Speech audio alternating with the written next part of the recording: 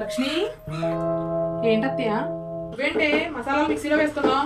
చెయ్య నొప్పిగా ఉంది అత్తయ్య. రోట్లో వేసి దంచడం నా వల్ల కావడం లేదు, అందుకే మిక్సీలో వేస్తున్నాను. మీ అమ్మ నాన్న కొన్నారనుకున్నావా? నువ్వు తెచ్చిన కట్టిన డబ్బులతో కొన్నాను అనుకున్నావా?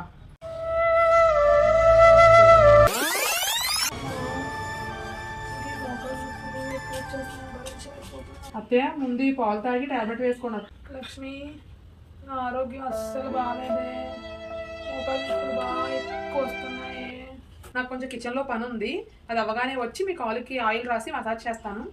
నువ్వు పెళ్లి చేసుకుని వచ్చినప్పుడు కట్నం తేలేదని నేను ఎంతగానో ఇబ్బంది పెట్టాను కదా, అయినా కూడా నువ్వు అవన్నీ మర్చిపోయి నన్ను ఎంత బాగా చూసుకుంటున్నావు.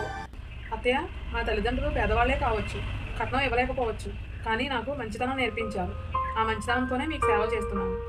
ఇంటికి రావాల్సింది కట్నం తీసుకొచ్చే కోడలు కాదే, మంచి గుణమున్న కోడలు రావాలి.